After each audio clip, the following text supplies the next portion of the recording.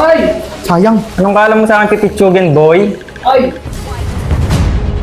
Sa mga hindi nakapanood ng gamean namin, dumayo nga pala ako sa malayong probinsya ng Norte ng 6 na oras para lang makalaban tong mayabang na content creator na to. Sa game 1 nga namin, puro siya reklamo na lag daw siya. Kaya naman sinadya ako magpatalo sa kanya kasi bilang isang pro player, ayoko masabihan na nanalo lang ako dahil lag siya. Ito na nga ang round 2 namin na tong mayabang na content creator na to at sa labang to, hindi na siya lag at hindi ko na siya pagbibigyan pa. Dito guys, dahil lag ako kanina at pinagbigyan ko siya. Sabi ko sa kanya, rematch kami at magkasubukan ulit. Papakita ko sa kanya ang 100% ko. Ito na nga unang sagupaan namin sa mid lane, wala pa rin siya pinagbago simula nung first game, takbuhin pa rin siya. At ano yung sinasabi mo dun sa intro na pinagbigyan mo ko, wala kang kabitaw-bitaw, bulok. Baliktad siguro, ikaw yung pinagbigyan kong manalo. Kahit ang score natin 5-3. Ito nga lang sana yung score mo nagpapitas lang ako sa'yo para manalo ka, Toto. Dito sa parting to, nagpapitas na naman ako sa kanya para naman may highlight siya.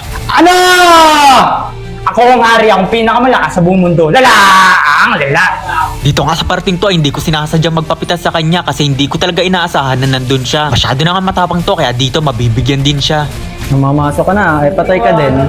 Dahil nga sinadya akong magpapitas sa kanya nung first clash namin, tingnan niyo yung ginagawa niya. Basta-basta niya akong pinapasok na para bang hindi pro player ang katapat niya. Patay.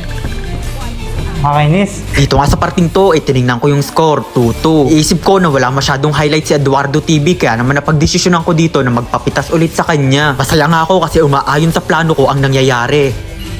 Ano? Ano? Hanapis nyo, dinurog ko!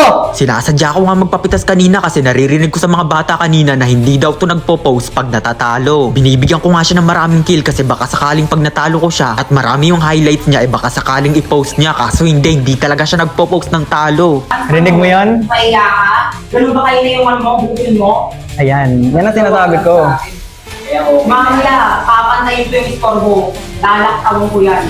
Galak naman, patay ka. Matapos ko ang mag-clean ng minion wave sa top lane hindi ko inaasahan nandito siya para salubungin ako. Akala niya siguro tatalab sa isang pro player yung mga paganto-ganto niya. Sayang. Anong kala mo sa akin pipitsugin, boy?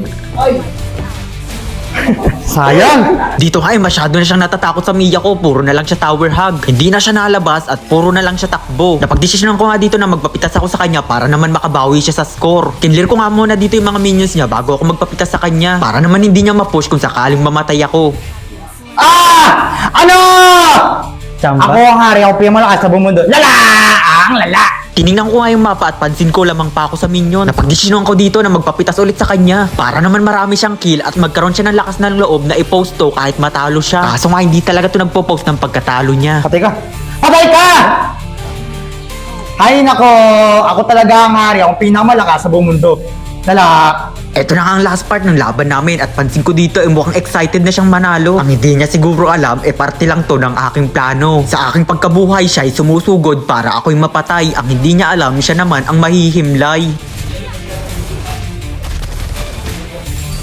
Sige. Sayang! Wala na!